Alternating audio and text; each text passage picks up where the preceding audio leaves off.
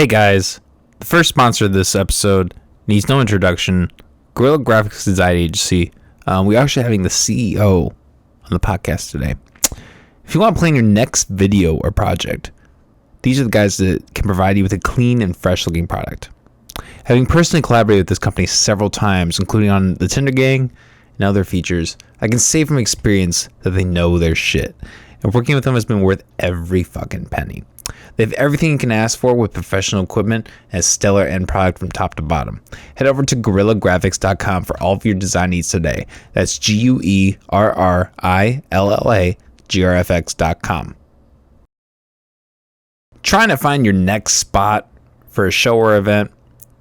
Well, look no further, because Stutterbox Productions is here to help. If you're looking for a solid team of people to get you started with your next gig or event, this is the company to contact. They're just announced the lineup for Field Trip. It looks stacked, looks awesome. So go hop on that as well. And they also have plenty of other shows lined up. So what are you waiting for? Head over to Stutterbox Productions Facebook page for all of your needs today.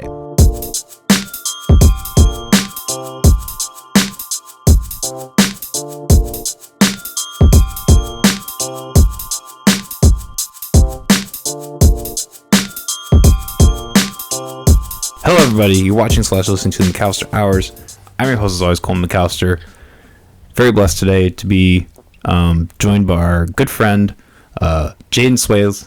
Fuck, is that how you say your last name? Yeah, Swailes. Swailes, okay, yeah. I did get it right. The CEO of Guerilla Graphics Design Agency, one of our sponsors, also a talented man behind the camera. How you doing today, man? Doing good. What's up, YouTube? Just started off there. YouTube, Spotify, everything. We're even on Rumble, believe it or not. Really? The alt-right listens to us, yeah. Oh, great. Fuck. Not really. The alt-right. All right, let's talk about some shit. Got something to say. Yeah, not quite, but they every time they they'll have like a live Trump, like, because I have the app, so I like see pop-ups every once in a while. I never really am on it, but they'll have like Trump live. They'll be like, "Welcome our current president." Yeah, fuck. I'm like, all right, skip. Yep. So shit, man, let's get into it. You've been fucking traveling and busy like a mofo. Yeah, it's been crazy. Really doing a lot behind the camera, I assume. Mm-hmm. What have you all been doing lately since you've last been on? Oh man, well, I've been in Omaha a bunch. I shot Bad Flower. I did photos for Bad Flower out there, and like 68 was there, and Broken Love as well. I didn't do photos for Broken Love, unfortunately. Okay. Sorry, guys. Are those bands? Yes, all bands. Yeah, Bad Flower. Actually, Robert Zortman with Hazer opened up for Bad Flower like right before COVID. And it was like the first Hazer show that they played with like completely sold out.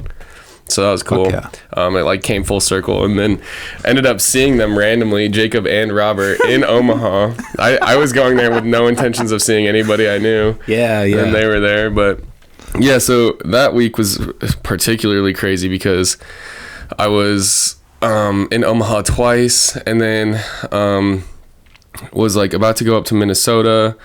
And then all this other stuff happened, and then I had to go to Cedar Rapids for Primus, and so it's just been crazy. I'm also in a wedding next week, and so I just got back from Miami as well. That was just for fun, but it's cool to say that, like, oh yeah, I've been traveling. I went to Miami, like, no, but I did hand out some business cards there, so maybe awesome. We'll see what happens, if I get booked a show out there to do some video in Miami. Fuck yeah. How'd you like Miami? Oh, man, I loved it. I loved every second of it, honestly. And it was my first time in Florida ever, and also just in Miami ever. And I've always been to the West Coast. I've been to the West Coast a ton of times, but never to Florida. So it was a really nice like vacation for me and our friends, and just had a blast, honestly. It was so much fun. Yeah, I would go again to like Miami. I was in Orlando for a week, and honestly, it was a week from hell. It was exactly. Yeah, I came So back expensive. to Des Moines. Yeah. Oh, it's so expensive. But at that time, I was just like, dude, I don't even care. Like, it's Miami. Like, I was Yeah, like, I'm sure. gonna go all out, and if this is the only time I get to go there, I'm gonna do what I can. Sure. Well, I mean, and this was probably like a planned trip, right? Like with my, I went. Oh shit! I went with Molly. She was doing some stuff for her internship, and I kind of tagged along. So it was kind of like a limiting trip in itself. Nice. But like, so I didn't have any, weed. All I could get was like Delta 8, and that didn't Right. help with my appetite. Yeah. So I was I would get like these like $20 meals at the hotel, and I couldn't eat them, and like I kept doing that. It's just like trying to eat. The only thing I ate that whole trip was some McDonald's. I don't know Really? why I didn't just do that the whole fucking time. Oh man. But I didn't have a car, and like because if we had driven, we would have had to pay for parking, which would have been just as much as like getting Ubers and shit. So we were literally just like trapped in this like financial hole. Yeah, that sucks. Yeah, that would make Miami not as much fun. But I would like to try it again for sure. Yeah, definitely save up. Like we were all our whole friend group was like saving up to go out there. So like by the time we got there, we were just like, fuck it, spend money on whatever, $60 lobster, let's go. Like no, but it was a lot of fun. So I just like traveled on that trip just for like with a group of friends that we've traveled to Vegas. We went last year to Vegas with, and that was super fun. The thing I enjoyed about this trip compared to Vegas though was we actually ate good food like the whole time. When we were in Vegas, I was like so disappointed with all the food that we ate, except for one restaurant. We went to like a Gordon Ramsay place, it was like his burger joint or something. Yeah, that'd be hard to.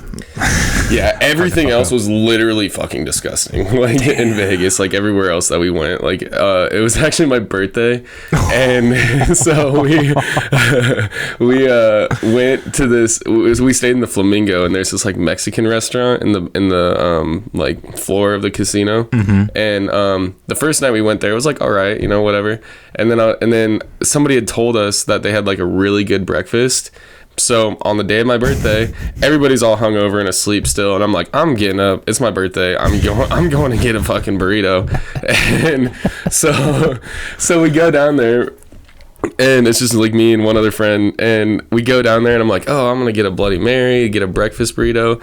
I got the Bloody Mary, and it was like the most disgusting Bloody Mary I've ever had. I swear to God, it was like this much vodka, which is great, whatever. And then the tomato juice was just like stringy and like disgusting. And like, I'm not a big fan of tomato juice, but I love Bloody Marys, and especially like in the mornings.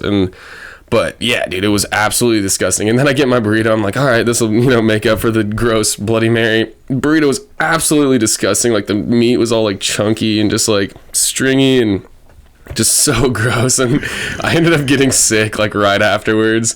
And I was like, this is a great birthday. And then also at the time, because so like weed's legal there and everything, so we had like a bunch of gummies, like weed gummies, and like day one I'm like, oh yeah, I kind of want to go get some weed or whatever, and I asked a bunch of people if they wanted to get any, and like no, like everybody was like, yeah, like if you get some like edibles, like I'll eat them or whatever. And I was like, cool. So I bring back a bunch of edibles.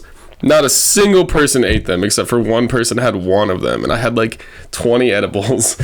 And so I'm down there, I'm like, all right, fuck it, Vegas, let's go. Like, and I'm just eating edibles like it's my fucking job. So then the morning of my birthday, I like probably had already eaten like 3 edibles or something like that just to get rid of them because I didn't want to waste the money on them. Right. And so I'm eating this shitty ass breakfast on like 30 milligrams of THC, and fucking I just like had a huge panic attack. And I was just like, I'm just like eating my disgusting burrito, like what I can of it. And my friend that was there like had to like leave for a second to like go grab somebody's purse that was like left in an Uber or something. And I'm just sitting in this Mexican restaurant with all this disgusting food in front of me on edibles, and I'm just like, this fucking sucks. And I just started having a panic attack, and literally the like waitress like comes up and is like, here's your ticket, all this, like, do you need a box? I was just like, I couldn't even speak. I was just like, no.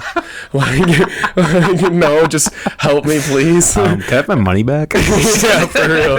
No, I wasn't gonna do that because I'm in the service industry too. But I was just like, I was just like, I couldn't even get words out. And she just like, I just like signed the check and I just stand up. And immediately when I stood up, I was like, okay, I'm fine. Like, I'm good. Like, we're still good. We're still here. Everything's good. That breakfast was like, it was bad, man. It was really bad. So I do not recommend the breakfast at the Flamingo Casino in Las Vegas, Nevada. That is a for sure thing. Did you do anything crazy when you were in Vegas? Not really. I met a Or hooker. anything like that? Oh, you did? Yeah, on accident. How much did she cost? $35. $35. Let's just put that out there.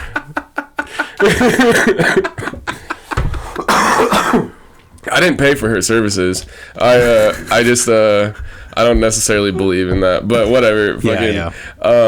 No, it was the night that we landed there. We were out. It was like 3 a.m. So like there. So it would have been like, I don't know, like 5 a.m. here or something like that. And so I'd never been in Vegas, right? Mm-hmm. Had no idea that like prostitution is totally cool with everybody down there. And like, so I walk up to this lady. It was right in front of the Flamingo, like right where Tupac was shot too, ironically, and not ironic at all, actually. Now that I think about it. Anyways, so I've been like, I had my camera with me. I was like taking photos, taking videos of us just acting a fool and whatever, and I see this lady and she's like standing there in like this like sparkly lingerie and she's got these like wings on and everything, and I'm like, oh, Vegas, like she's an entertainer of some sort, you know, like a street performer or something. That was my initial thought, right? Yeah. So I walk up to her and I'm like, hey, can I like get a picture with you? And with my camera, by the way. So I have my camera and I'm like doing like I like to call them ussies, and I was doing an ussie, and again, she's like, all right, that'll be $35. And I was like, this is like my camera. Like I asked, like, what? Like I already have the footage. Like I can just run and be fine. Like, and I was like, no, I'll give you $10. Like I'll give you $10. You're standing out here on the street. Like sure, I'll tip you $10. Like that I can justify. So I give her $10, and this is on footage, by the way, afterwards. And she's like starts like flirting with me and all this. And at the end of the clip, she's like, I really like your shirt. I'm literally wearing a shirt that says "Blame it on the pussy." And like, which is like terrible. It's Andy Frasco. It's an Andy Frasco song.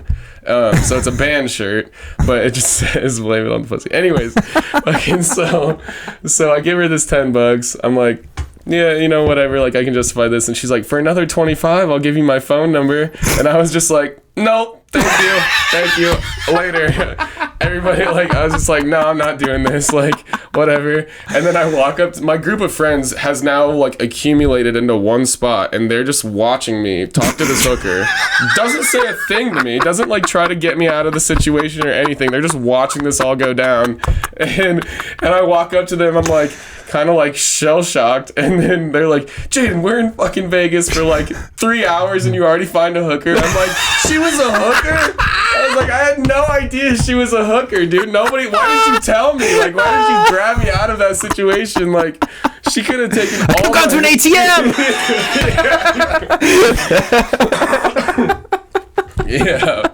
Yeah, like literally, I did not have enough cash. No. What can you do for $50? Yeah. Well, can I get your phone number and something else? No. Just a couple pumps. $5 a pump. Jeez. You ever been to a strip club? Oh yeah. I actually have a really great stripper story too. Go for it. Okay, so this actually just happened this last weekend. So I mentioned I was going to be in a wedding this coming weekend. So Ian and Vanessa, sorry about this if you see this, but so we're at a bachelor party, right, for my buddy Ian. We go to the strip club, and so I kind of like kidnapped like 3 of my friends the night before to like drive me to this bachelor party, because like we had like been out drinking the night before, and I was just like kind of drunk and like, hey, you guys like want to come with me to this bachelor party? And of course they all said yes for some fucking reason. And like, so I'm like, nice. So they drove me all the way to Sioux Falls, which is like, it was like 4 hours or something. Oh, wow. That's where I went to my first strip club, actually, in Sioux Falls. Are you serious? Then we went to the same one. Probably. Well, is there only one in Sioux Falls? Yeah, there's only one. That really shitty, dirty place? It's like in a strip mall. Yeah. Damn, that's crazy. Yeah. Yeah. It had some really shitty name too. I don't even remember what it was. But so anyways, we go to the only strip club in fucking Sioux Falls, and my buddy Logan was there, and like we get there, and I'm like, I like already bought lunch. Like, I don't want to spend any money like on a lap dance or anything like that. I'm just here for my boy getting married. Like, I'm just here basically. You know. So I went in there with no intentions of spending any more money than like a couple beers. And so we get there. My buddy Logan, immediately before I can even get a beer, he's already talking to strippers, like just within seconds of walking in the place. And so I'm like, I just brush it off. I'm like, yeah, whatever. Like, he's just trying to get a lap dance, like immediately, whatever. So the stripper that he's talking to is like, starts walking up to me and starts talking to me, and she's like, just will not leave me alone, like just bugging, you know, that's her job, like bugging the shit out of me. I'm like dancing around it. She's like, come on, like let's go back there and get a lap dance. I'm like, I don't even know how this works. Like, do I dance for you, or like do I, like, you know, I'm just like dancing around this, and she's like, oh yeah, you dance for me. I was like, I can't dance. Like, you know, like shit like that, like just shutting it down, but without saying, I just wasn't saying no. You know, like, so I wasn't saying no. I was just, so yeah, just shutting it down. And she just keeps bugging me. I'm like, you know what, fuck it, whatever. Let's get this over with. Like, she'll leave me alone after this. So I go back there, and she's like, have you ever had a lap dance before? And I was like, oh yeah, of course. And she's like, oh really? Because like your friend in there was like telling me how like sad and depressed you are, and like how lonely you are, and how like you really need this in your life right now. And I was like, are you fucking kidding me, Logan, you bastard? I'm gonna kill you as soon as I get out of this lap dance.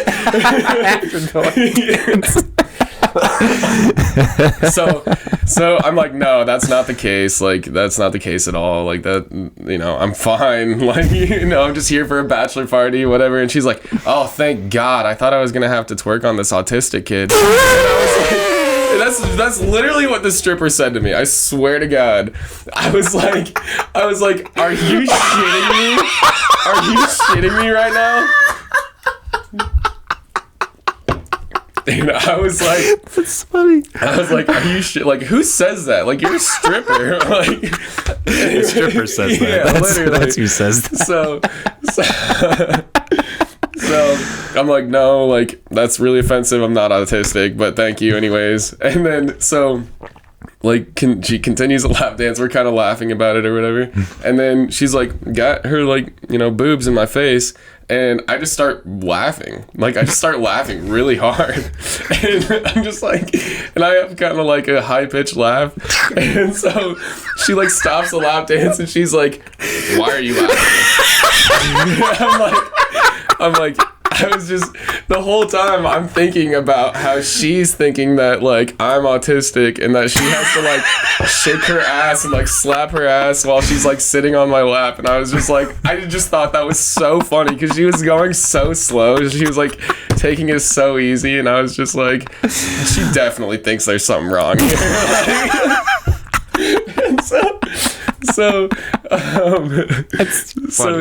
then it was just like, yeah, we're done. Like, we're done with this lap dance. And I walk out of the strip club, or I walk out of the room, and I'm just like staring Logan in the eyes. I'm just like, you fucking bastard. Like, how dare you do this to me? Like, and so, yeah, that was basically my best stripper story. Luckily, you know, I'm sure there's a lot of terrible stripper stories, and I feel like that's a pretty good one. Well, here, I can tell you one that happened at that very same strip club. Oh, hell yeah, so, let's go. So that was actually the night before I got married. The first time was at that strip club, because we were getting married in Canton, South Dakota, which is about like 40 minutes away or something like that, in the South Dakota area. And I went home to the hotel with my family. We were all drinking whiskey, all that shit. And then eventually we went down, just me, my two cousins, and my uncle. We went out, smoked a joint, and then they were all like, let's go to the strip club. and I was like so incoherent at that point that like I couldn't even make decisions. So I was just like, all right. And then they were like, can we take your car? And I was like, sure. So I gave him the keys to my car, and somehow we made it like, well, actually, no. So we drove around. My uncle was driving around, and he was like, I'm too drunk. So then he just like parked in a random spot in a parking lot. We walked to the strip club. My one cousin, he was under 21, so he couldn't get in, so he had to leave. My uncle paid for a lap dance from like some older Asian lady. It was weird. And like the thing, amazing. No, I'm just kidding. well, the thing is, like, I had never been to a strip club before, and I haven't been since. And like I didn't know the etiquette or anything, so like you can't use hands and stuff like that, and like I fucked that up. So, I got like a breast nuzzle, and like and she's like, no, you can't do that. I'm like, fuck. And then the lady came up, and my uncle paid for a lap dance, and that was kind of a weird experience. Because like it had been like a thing with my ex-wife that like I told her like, hey, I'm not gonna go to a strip club, and I ended up going to a strip club. Yeah, of course. But so we leave, and it's like 3:00 in the morning. Get back to the hotel, and I'm like walking back, and I was like, oh, I'm gonna go smoke a joint in my car, and I'm like, wait, where's my car? Oh no. So my cousin goes inside, and I ended up spending like the next hour trying to find my car. Yeah. Finally got back at like 4 in the morning, woke up 4 hours later, and I got married at 3:00 in the afternoon. In the strip club? No, not I'm just kidding. Maybe that marriage would have ended sooner. Yeah. It would have wasted less time. Yeah. Well. Fuck, dude. Yeah, strip clubs are crazy, man. I genuinely, like, I don't know, like, people like to go there and have fun or whatever, but to me, it's just like, I just feel bad for everybody. Like, it's their job, they make a shitload of money, so, like, whatever. I don't have any reason to feel bad, but I'm just like, if that was me, like, I would feel like, I don't know, I'd feel different about it, I guess. Yeah, you are kind of, I mean, you're literally selling yourself in a way, so, I mean, you're objectifying yourself. I mean, so there's got to be something to that. Right, yeah. I mean, it's a lot, like, for people that love it, like, absolutely go for it, do it. Like, I know it helps a lot of, like, women's self-esteem and men's self-esteem too, and, like, but also at the same time, like, I feel like it's got to take a toll on you, like, yeah, mentally and physically, and, like, at some point you got to be like, dude, like, I don't know, it's not for everybody, I guess, but yeah. Well, actually, I was kind of sort of seeing a stripper for like a little tiny bit, yeah, and like honestly, like, even though she was obviously gorgeous, like, she huge cokehead. Mm-hmm. And like, I don't know, like, right, I'm not someone who does coke, and like that, that's just not my lifestyle. And like, I just remember that being like a huge turn off. She even had like a hole in her nostril. Jesus. Like that's wild. Yeah. Yeah, the whole thing with strip clubs, I don't get it. I mean, I get it; they're money makers, but it's just like, I guess like for the people who are like paying for it, to like the receiving end of it, right? Yeah. Like, well, that's the thing that gets me is like I was just like looking around that strip club, and I was like, a lot of these dudes here, like, this is probably like the most action that they get, and like that, I guess, is what really makes me sad is like they have to like pay for it to like get some sort of like gratification from that. And I don't know, like, I'm a classic overthinker, like so I'll just sit there and just like watch people and be like, I wonder what that dude's thinking about. And like, and it's like, oh, he's probably got a hard on. Like, yeah, right. Like, what kind of, it's kind of a weird blend, right? Like the complete sickos along with like the frat boy, like, yeah, exactly. Yeah, it's a weird blend. I actually do have one other stripper story, go for it, then we'll end it there. Yeah, I'm gonna totally call my boy Andy out. He's gonna be in this wedding too. But when we were in college, we went to the lumberyard a lot, and we were there one night, and it's like any strip club you go to, like, you can't take pictures or take photos or video or anything like that. And this is like, Snapchat was like kind of just becoming a big thing and like all that shit. And so he's like sitting under the, like, at the stage. If you've ever been to the lumberyard, it's like one stage on top, a second stage on the bottom, and then a lower third stage. And so we were sitting at that middle stage. Yeah, okay. It's like 3 levels. And so we're sitting at the middle stage. It was literally just me and my buddy Andy, and I'm like, we had probably been drinking or something, and like he thought it was a fucking good idea to start trying to take photos underneath the fucking table. And I kind of saw it happening, and I was just like, dude, you gotta fucking put that shit away. Like, we're gonna get kicked out and all this shit. I shit you not, like 5 minutes later, they fucking surrounded my friend, and he's sitting like right next to me. They surrounded him, like all the bouncers. Like this one dude, this one like scrawny bouncer, literally jumped from the top stage down on the stage while the stripper is still dancing, and like literally jumps down in front of him, literally like grabs his phone out of his hand, and then I look at it and I'm like, where the fuck did this guy come from? And like he just literally just jumped down, and I was like, what, this is a weird show, you know? And then I look behind him, and these two big ass like bodybuilding bodyguards literally lift Andy out of the seat and just take him, and I'm just like sitting there drinking my beer like, I don't know this man. I abandoned the shit out of him, man. I was like, this is not, I don't know him. I've never met him before, and we drove there together and shit. So like, I was like, yeah, I just like finished my beer and just like sat there and just like, you know, calmly walked out. And he's just standing by my car, and yeah, he's just waiting for me. And I was just like, that was before this, like couple weekends ago. That was the last time I'd been in a strip club, and I was just like, yeah, dude, this is not for me. I still had fun, don't get me wrong, but it's just, I don't know, I just get fucking weirded out. Well, yeah, it's literally a tease, you know? It is, yeah, and it's like, I'm not, you know, I don't need this. Yeah, I mean, I can just chill. Yeah, like people criticize me for this, but like I'd rather just jerk off, honestly. Yeah, you know, I'd rather just play Pokemon.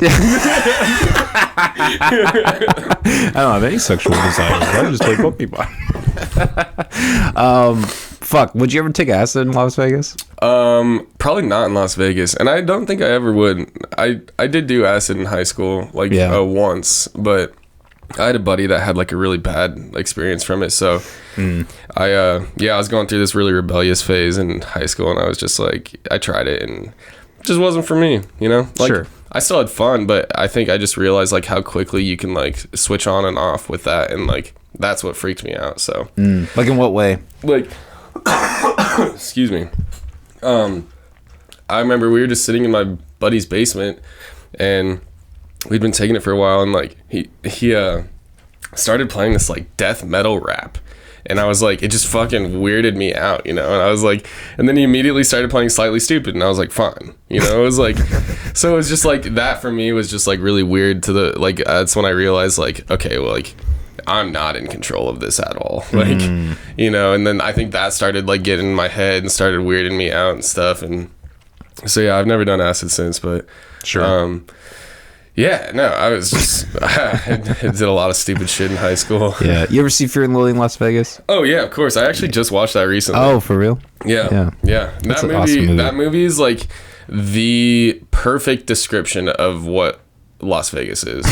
I couldn't agree more with like the depiction of Las Vegas, because we were there for 5 days. Yeah. Which every time I tell that to somebody, they're always like, that's way too long. That's way too long to be in Vegas. And well, because I'd never been, and so and I was going like on my birthday, and so like our group of friends was like, yeah, we're gonna go there for like 3 days. I was like, let's make it 5. Like, why not? Like, I've never been there. Like, let's have a good time. And we get there by day 3, everybody is just burnt out. Like, nobody is happy anymore. Like, everybody wants to fucking just leave.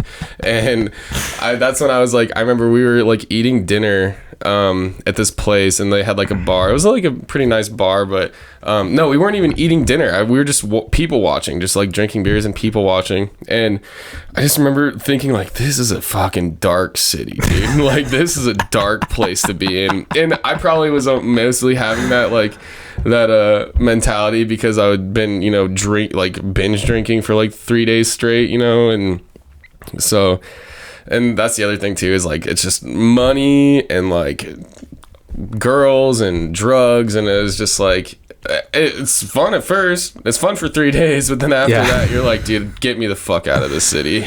Yeah. Like, you know what I mean? Like, it's just too much. Yeah, I have always wanted to go, but I don't know how much of like I feel like I would gamble. That would be like my problems. I would really want to go gamble. Mm-hmm. Like, see, I'm terrible at gambling. Like, absolutely awful at it. That was really the only time I really gambled, was when I was there, because I was like, Vegas, you know? Like, that's literally, like, Miami, Vegas. I'm like, fucking Vegas, baby, let's go. Like, anything goes. And then same thing with Miami. Anyways, like, yeah, I only played blackjack and slots.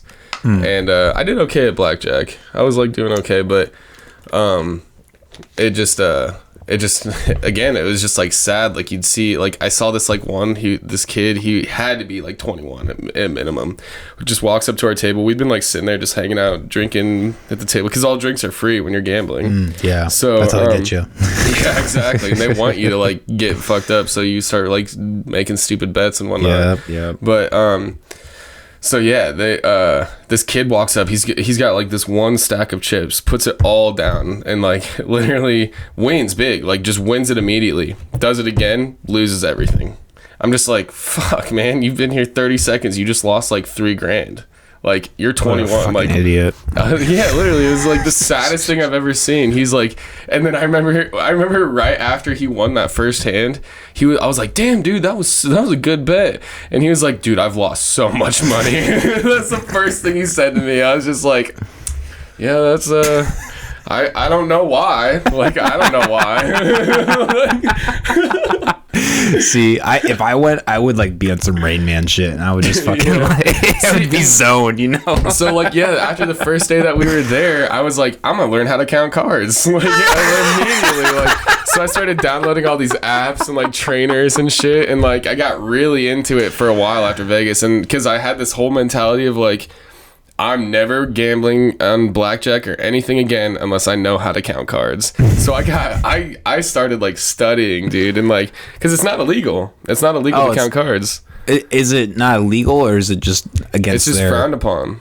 It's not illegal because like you're using your brain. If you have like a device, like if this water bottle was like telling me what's somehow like relaying a radio message to me and telling me what cards are going to be played, that's illegal. Sure. But if I'm just using my brain to count cards, that's not illegal because it's literally your brain.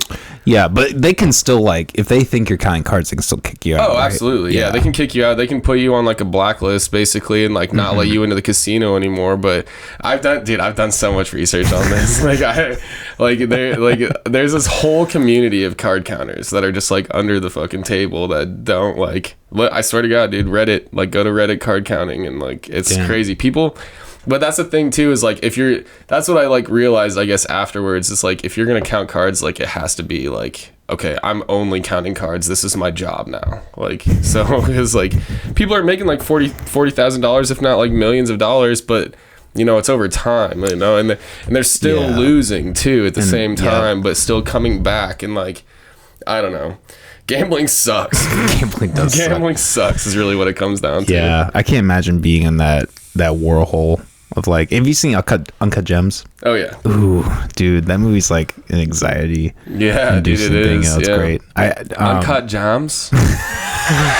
Yeah, I've seen that. That was the best shit ever. But yeah, you ever hear of Norm Macdonald? He has a story where he was like on the bridge and he had $60,000, and he was like a big gambler. Like he was addicted. And he lost hundreds of thousands of dollars like all the time. And he just like was on a bridge and he's just like, I'm quitting gambling. He just took $60,000 in cash and just dumped it over the bridge. Why? Like, don't gamble it. Just throw it in the bank, dude. What? I did not know that story. That's crazy. Yeah, that was like his thing to like His quit. gambling And then money? like 10 seconds later he's like, fuck. Yeah, for real. Like, Jesus. But that's the kind of person that gambles, you know, like a very like quick, like just quick decision kind of thing. Yeah, well, and you might as well, if you like $60,000, like shit, man, like throw that in a house or something, you know, like Get in your car with that. Yeah, exactly, dude. Pay off some shit. I don't know, like. Don't just throw it over the ledge. But I mean, ultimately, it's just a good metaphor for gambling. But if you're choosing not to gamble, don't just like throw away your money, because like you might as well just gamble it. You know, like.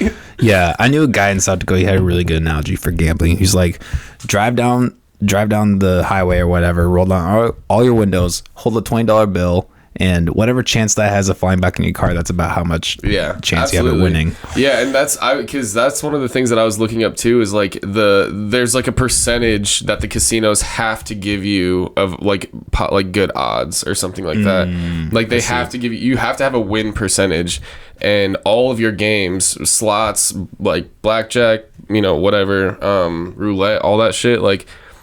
You have to have a certain amount of chance to win in order for it to be a game in a casino. and that chance is literally like 0.3%, like some shit like that, or like 3%. Like I don't even know. It's ridiculous though. Like the house always wins. Like the casino is gonna take your money regardless. Yeah, and they want your money too. Like that people go in, and like people who've never gambled like me will like go in, put 100. Like I went in, I had $200, and I was like, this is my gambling money. I was like, if I lose it, not gonna be upset about it. It's not that much money. But then you start winning, and you get like, I doubled that like within a couple days, and then I lost it again, and then it was like, then came back, and it was like, okay, I'm even now. I literally like stopped gambling at that point. I was like, I came out even. I technically didn't lose any money. That's and good. So yeah, first time in Vegas, like, yeah, it was pretty fucking ridiculous. Like, and that's again like just the thing that I was realizing when I was there is that it's a dark city, man. They just take your money. Everybody's on like drunk or on drugs, and like it's just a dark city. It's a lot of fun for 3 days at most, but it's just a dark place. And I think that's what I was realizing like towards the end of the trip is just, man, this fucking sucks. Like, yeah. Well, I think it's crazy that you like do you find those vacations relaxing? Because I imagine like with you traveling and doing everything you do, like it's hard to find time to, you know, have downtime. Yeah. But like, do you find that relaxing, like going to Miami and stuff like that? Yeah, like especially Miami I found very relaxing because I would say Vegas was a little bit more hectic because it was also my birthday, and we were all, you know, drinking and walking everywhere, and like it was hot as shit, and again, you know, just like the whole vibe behind Vegas is just like it's literally that Weekend album or whatever, where it's just like a nightmare in Las Vegas. The Weekend. Yeah. Well, I like that's just a great fucking analogy. Like his whole album is the concept of like Vegas fucking sucks, basically. Like, like you can really lose your mind in Vegas. Like, and same thing, Fear and Loathing in Las Vegas. Like, those are like the best like depictions of that city to me. But in terms of like relaxation, I still was very relaxed in Vegas, and for me it's like I'm just like constantly going, I'm constantly working on videos or getting booked for shows, and I'm forgetting about shit, and you know, and then have to come back and redo stuff and whatever. And it's like when I was in Miami, I told everybody like I'm gonna be in Miami, so it's like I have no other obligations other than just experience that time there with my friends and eat good food, or you know, do whatever we're doing and just have fun, you know. And like I think that to me is like what's really relaxing. And then when I come back, like I feel like super like rejuvenated. I'm like pumped up to get back to work, you know, because it's like you travel and all this, and it's it's definitely relaxing for me. But as much as I travel, like even if I'm like going to like Omaha or something to work on a video, like I still find that relaxing, because it's like you're in the car for a couple hours, and like I just listen to music and just kind of let go, and then like back to game time, like when you get to the venue or whatever you have to do. And yeah, I don't know, it's a lot of relaxation and a lot of stress at the same time, you know. So it's like you just gotta do what like works for you, you know, and make it good. Yeah. You only live once. Yeah, man, that's true. So how long have you been like doing this, like doing like your video stuff and traveling with that? Like, is that new? Well, the traveling is very recent. Okay. Within probably the last year and a half. Okay.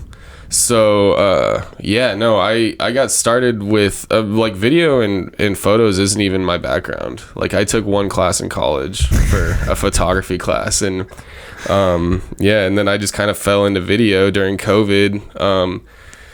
And yeah, it's just been a wild ride ever since. And I think for me, it was like I always wanted to be able to offer that with my company, but I wanted to also, do designs, just be creative about everything. Sure, yeah. And because my background is actually in graphic design, so I love illustrations, I love drawing, painting. You're a painter as well, and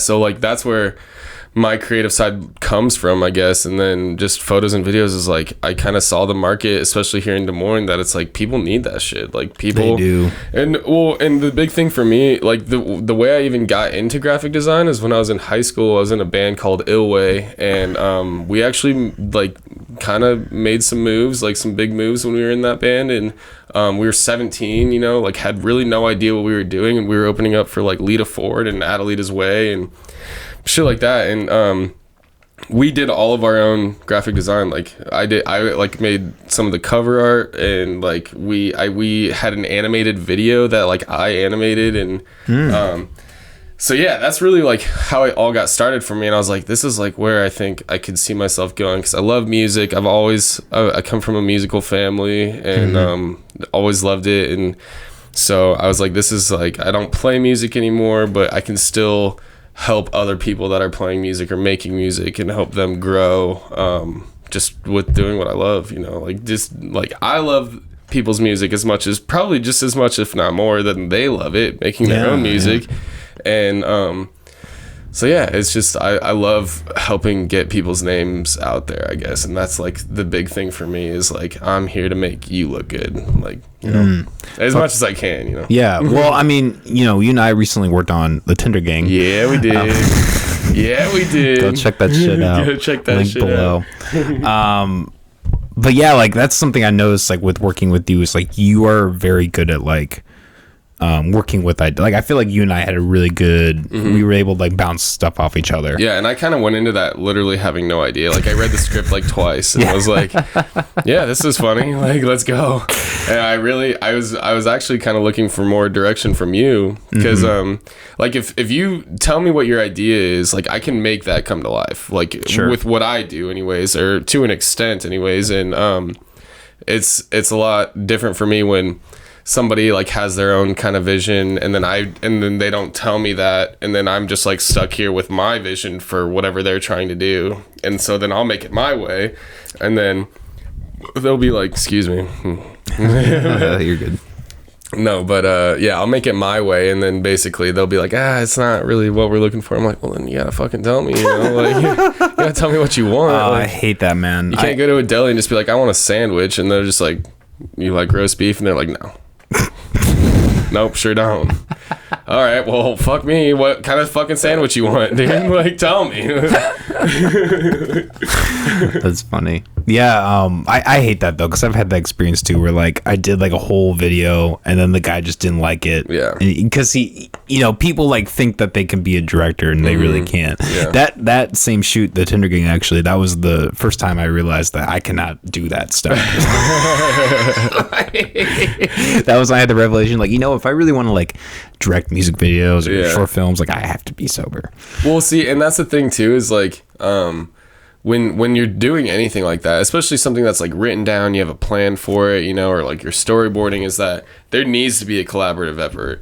Yes. One of the bands I'm working right now with is Mint. They're a Des Moines band, and they're gonna be shooting this really awesome music video. I think everyone's gonna really like it. It's gonna be pretty well put together. We have a really good plan for everything. We're currently storyboarding, but yeah, basically like he had the vision, you know, and then he was like, he hired everybody else around that vision. So it's like he's got lighting people doing their lights, you know. It's not like what we were doing with the Tinder Gang, where it's like everybody kind of has to do everything to like make this work, you know. So it's like we've got like, once we edit the video, we're gonna send it off to a colorist and like stuff like that, you know. So it's like everybody has their job set in stone, and that's their job. They don't expand out of that. They don't do anything less than that, you know. So that's I love a creative environment like that, because also everybody already has like their plans. Everybody knows what they're there to do.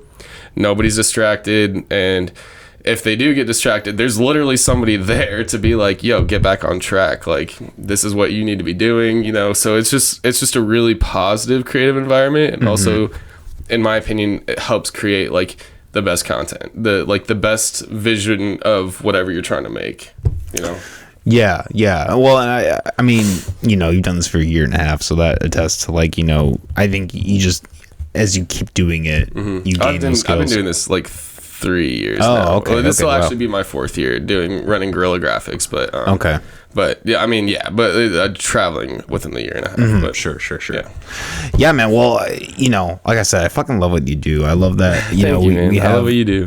Thank you. I really do. We love each other. Oh my god, this is so great. You want to go out and have a date after this? Let's do it, Molly. Just us.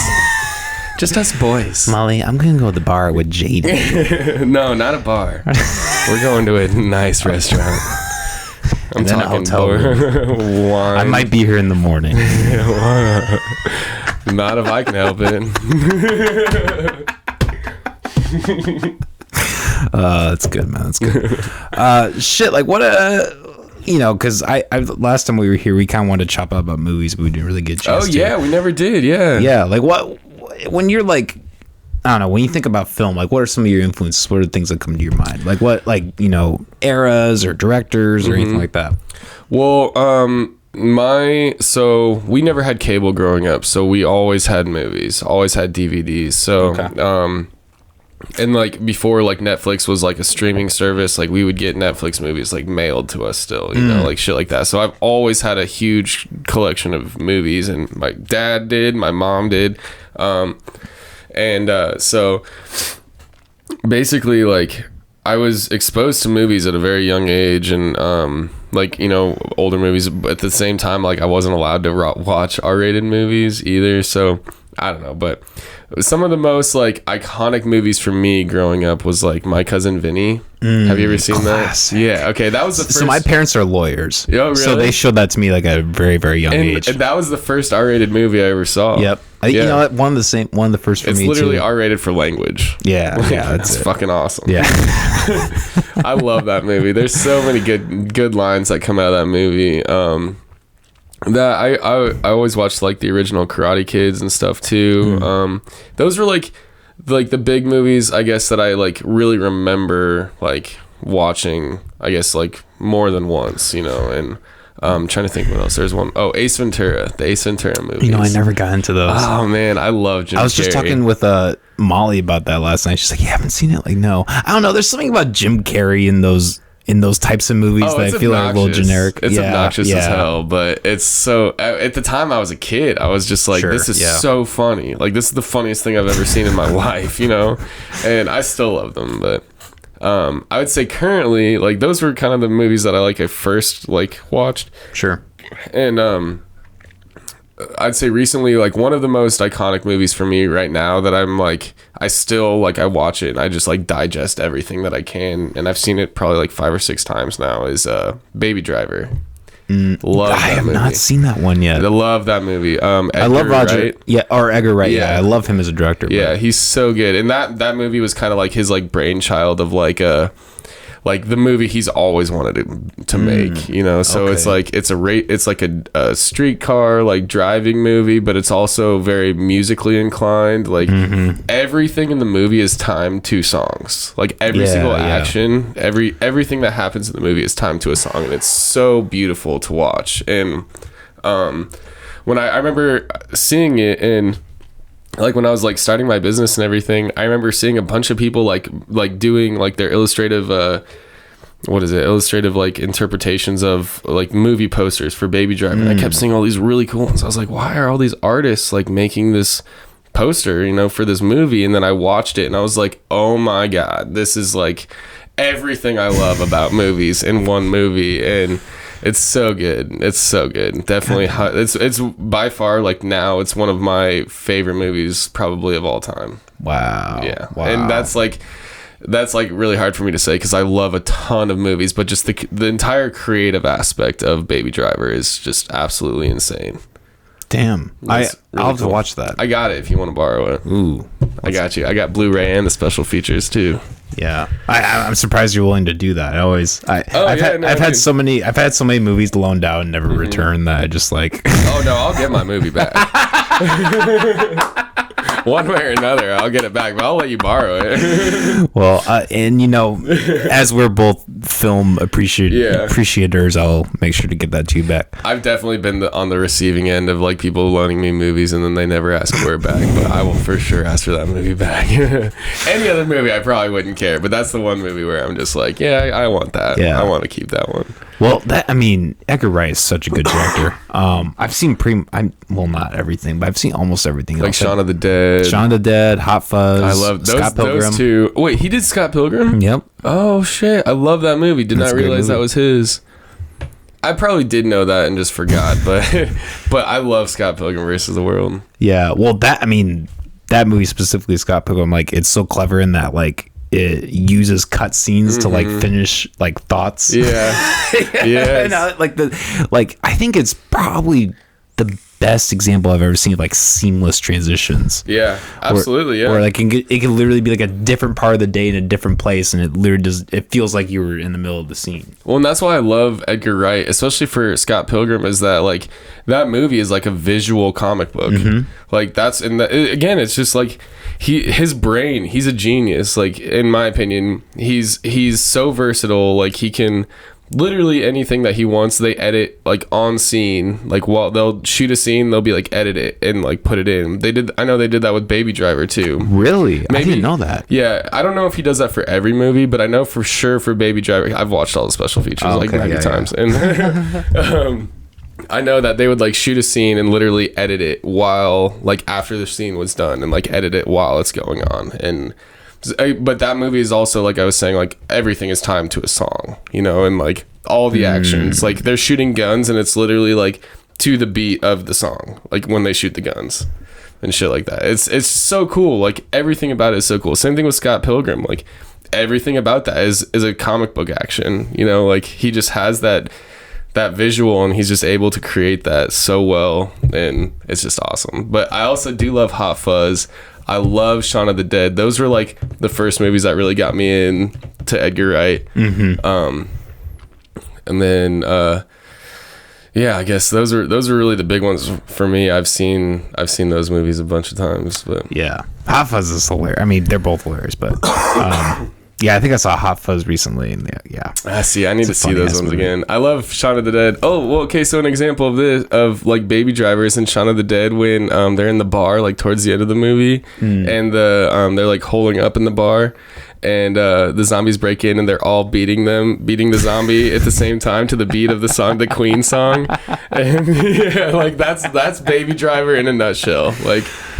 That's awesome. Yeah, it's a great one. Well, like in Quentin Tarantino kind of does the same thing. You know, Quentin like when he writes scripts, he like has songs premeditated. Like people don't realize that, like how important music is. But that's also kind of like a struggle. Like when you're writing screenplays, like they say that's like a big no to like put a song in a screenplay unless you're like in that loop where you can really be like, oh hey, like call someone up and use the song. Yeah. Like if you're just like getting into trying to break into the industry, don't put like they start playing Sunshine or Shine You Crazy Diamond or whatever.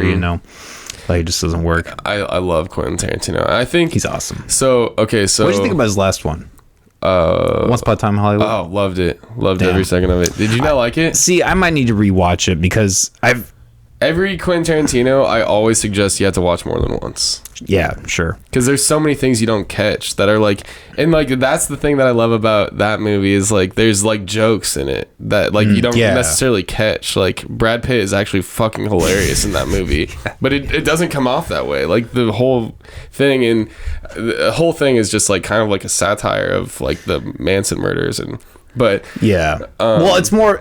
He described it as more of like a what if. Like a what if. Well, not even like a what if, but it's like more of a portrait of that time period, which I think is different from all of his movies. Maybe that's why I was like kind of turned off to it. Because he just got like, I think The Hateful Eight is arguably one of the greatest movies he ever made. I think the only thing it tops is Pulp Fiction. That's just because of the cultural significance it had. But like, I guess I felt disappointed after Hateful Eight, him coming off that. Well, because Django came out. Oh wait, was it Django? Was before it. Oh really? Yep. I didn't realize that. Yep, it was Django, then Hateful Eight, and then he just did, then he did the Once Upon a Time in Hollywood.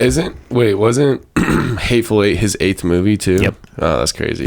Okay, so when I was in high school, I took a film appreciation class, and some of the movies we watched, we like you always go through like eras or whatever in like a class like that, and I think that class is genuinely what it was, the most failed class in my high school too, because everybody thought that they would just go and watch movies, but I've always loved movies. So hearing that it was a failed class, like I was like, oh dude, I got this, like whatever. And so, but my teacher, I wish I could remember her name. I can picture her, but she was so good, and like very, like we watched a lot of modern movies like right off the bat. Like the first one that we watched was the Facebook movie, Social Network. Yeah, Social Another Network great movie. But like you digest those movies. Like she would pause it and be like, okay, look at this scene, like look at this frame right here, like what symbolism do you see in this, like shit like that, you know? And that's awesome. So then at the end of the I know we watched Scott Pilgrim versus the World in that class. We digested the shit out of that one. Yeah. Social Network. We watched the animated one with oh god, it's super popular. It's got the like I cannot think of the name of it, but like it's a really big cosplay thing with the like Akira maybe, I don't know, but that's the one that comes to mind. It's like Ghost of Akira or something. No, it's just called Akira. Ghost in the Shell. I don't know. It's a Japanese animated movie. Yeah, Akira kind of sounds right, but I don't know. I can't think of it for sure. But it's like they got the like kind of ghost people that like wear the like black robes, and then they have the like white faces with the triangles. Okay, not Akira. No, it's like Ghost of something or Ghost of. It might be Ghost in the Shell. Ghost in the Shell. It could be. Yeah, it's a really like known animated movie. I just can't remember the name of it, but we watched that one, and then we watched a bunch of like who's the mime that had the Hitler stash, and you know what I'm talking about? What? The guy that had the Hitler stash back when it was cool. Charlie Chaplin. Charlie Chaplin. Yeah. We watched some Charlie Chaplin, and then the other guy that was around that time period, who was also like slapstick. I want to say his name started with an E, but he was just like Charlie Chaplin, but like the earlier version of Charlie Chaplin, basically. I don't remember, but yeah, we just watched a bunch of movies like that, and the oh my god, Jesus Christ! At the end of the class, we had to do a director's study, and I did mine on Quentin Tarantino. Fuck yeah. And so I dived into a bunch of different Tarantino movies that he hadn't necessarily been the sole director on. So because I had seen Pulp Fiction, I'd seen, and that's honestly, Pulp Fiction is like why I wanted to do a director's study on them, because like at the time I was like really big into writing in high school. Like I wanted to be an author and shit, and it didn't work out, but I was like, I really wanted to like adapt, like I wanted to write like fictional novels and like write screenplays and shit like that. And so when I at one point downloaded the like script and screenplay for Pulp Fiction, I just fell in love. Like his whole writing process, I just immediately loved. And so that's what made me do it. But I watched like Jackie Brown. You had to watch like 4 movies, so I watched Jackie Brown, 4 Rooms. 4 Rooms is great. I watched the second Kill Bill because I'd never seen any of the Kill Bill movies at that point. And fuck, what was the last one? Maybe it was only 3 movies. I can't even remember the last one. But oh no, I watched the vampire one. Dawn After Dusk, or Dusk After Dawn, or something like that. I watched that one. That's a great one too. Yeah. So all those movies, like I binged them in literally like 2 days. I watched all 4 and was like, damn. Oh my god, I still love Quentin Tarantino even more now. Like, and no, but yeah, that's what really made me fall in love with it. And then Django came out, and I'd already seen Django at that point, but then I like, with Quentin Tarantino, it's like you have to dive in. Well, for me, anyways, personally, I have to dive into it. Like I have to watch the movie like 4 or 5 times just to like catch everything. The way he films shots, like the symbolism that he puts in there, and like it's just crazy. And he just thinks everything. And I heard, I don't know if this is true or not, but like he wrote Pulp Fiction, like went to Amsterdam and like wrote Pulp Fiction in like a weekend or something like that, and then like filmed it. Like, well, like developed it, obviously. They went through the whole development process, but like he wrote the original screenplay in like a day or something like that, or like really fast. He did it really fast. And so like that was just like the dream for me. It was like, God, Quentin Tarantino can go to a fucking country for a couple days and then come back and write Pulp Fiction. Like, that's crazy. You know, that's insane. Like, yeah, that's like some Stephen King shit. Like just pumping it out like that. What do you think of Jackie Brown? I was honestly kind of disappointed from that movie. So I've seen that movie twice, and I really like it because I also love Samuel L. Jackson. Yeah, he's a beast. And but it's definitely one of those movies that, like, for me, like one of the first, before I ever saw Pulp Fiction, the first Quentin Tarantino movie I ever saw was Reservoir Dogs. I was probably like 16 or 17. I bought it from the Blockbuster because it was on clearance. I remember watching it. And I fucking. That's a good place to start because that's his first. Yeah. And movie. I fucking hated that movie, dude. I fucking hated it. I was like, this is the most boring movie that looks so cool. Like, it makes, like, I just didn't understand that, like, dialogue was, like, such a big part of it, you know? Yeah. So I was just like, this movie sucks. Like, I'm like, what is the big deal? Like, why did this movie, why? It's the 20th anniversary version that I got. I was like, they're still celebrating this piece of shit? Like, what the fuck? Like, and then once I did the director study on him, like, I went back and watched Reservoir Dogs and I was like, oh shit, like I missed out on everything about this movie. Like I didn't understand any of it. And so to me, Jackie Brown is kind of like that same way. It's like it's all dialogue. It's a lot of like following these characters through this story. Sure.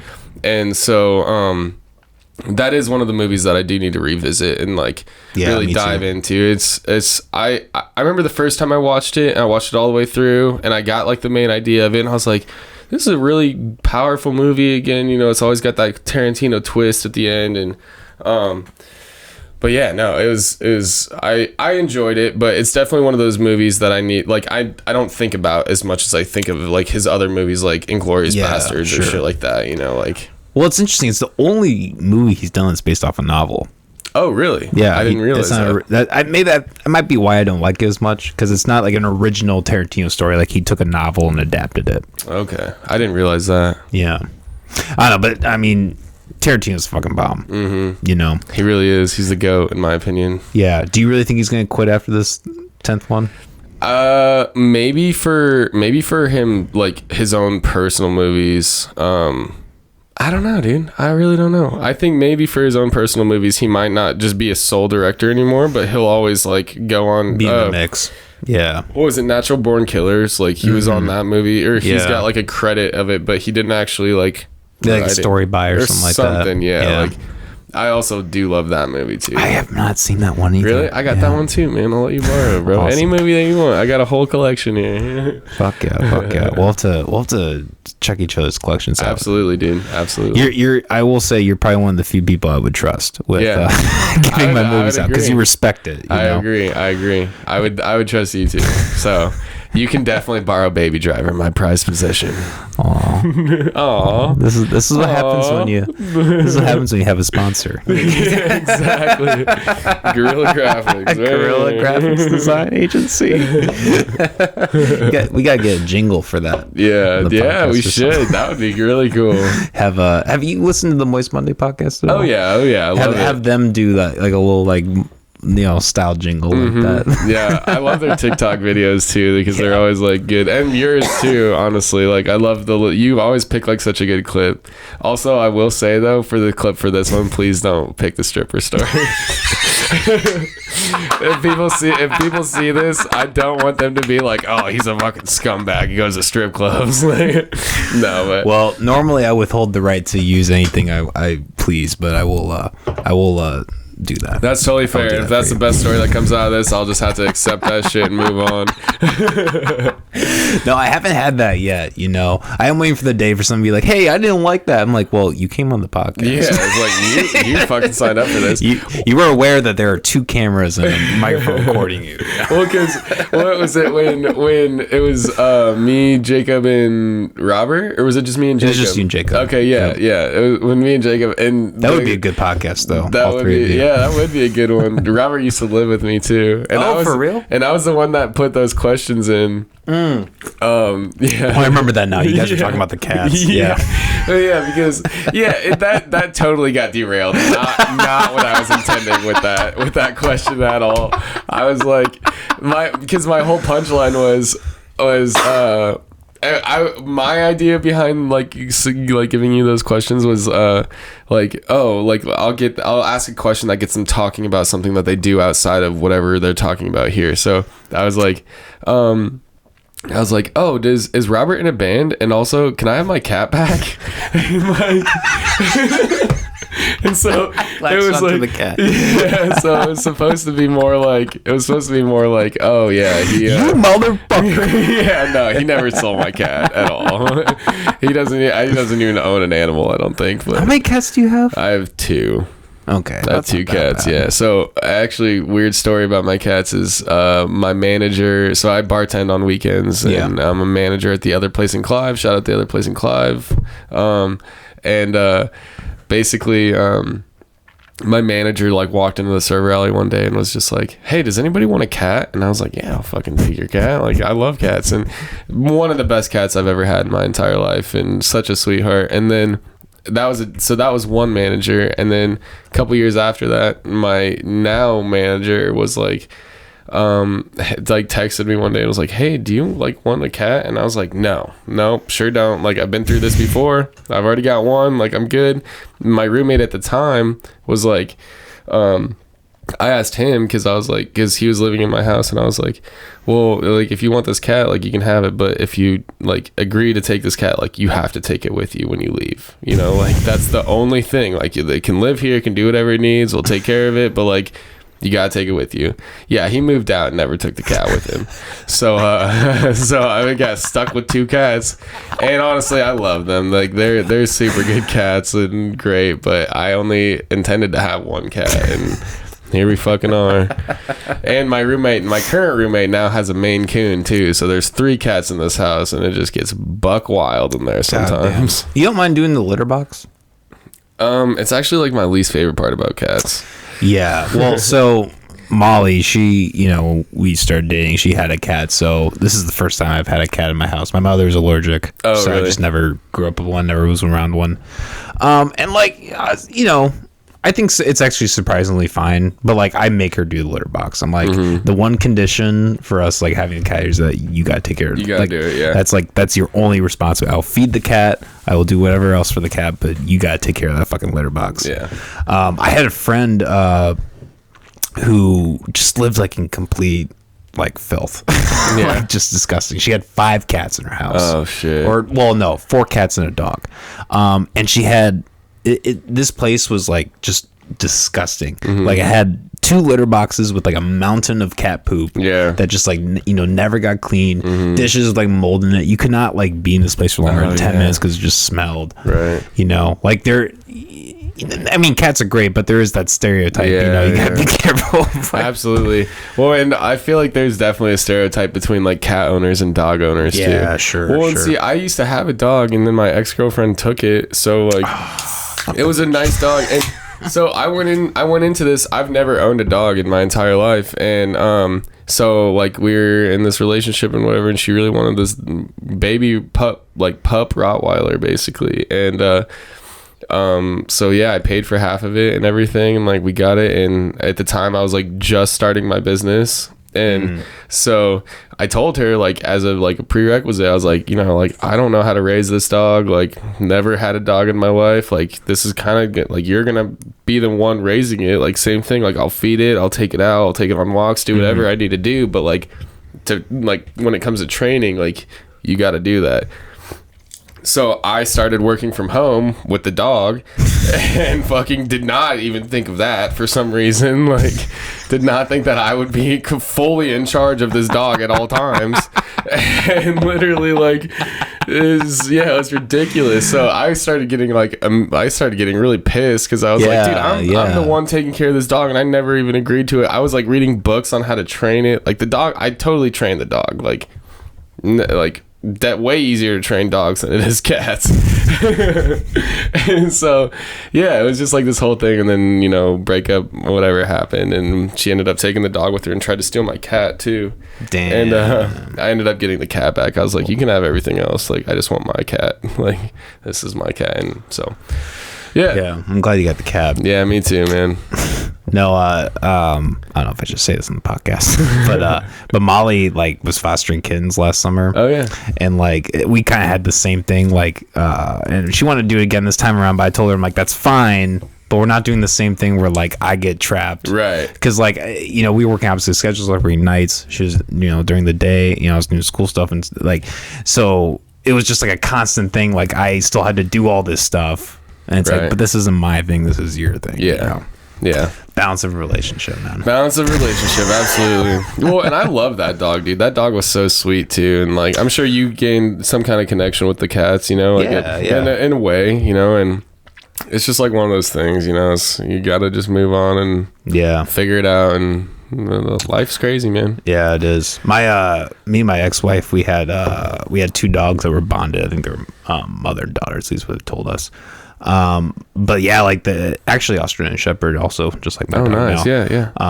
And like I was talking with a coworker about this today. Like Australian Shepherds are like the neediest fucking dogs. Oh really? Ever. I didn't know that. My god, yeah, they will be in your face constantly, 110%. Like they're anxious. When I came up, sorry to interrupt, but when I came up here, she was just like staring at me like she needed something from me, and I was just like, I can only pet you, like. You got beer. No, just kidding. You want a beer, bro? I had a friend who had a story where he had another friend who had a dog, and he would just like be like, "Come on, Bobo," and he would just like pour his beer into the bowl. Oh, no. And the dog would get drunk all the time. Is that like abuse? Isn't that kind of like abuse in a way? Like, I mean, maybe not if the dog likes it. Like if it, but I like, don't know. It is kind of a tricky thing. Like I've always been someone to like get my dog stoned, and like I don't think that's abuse.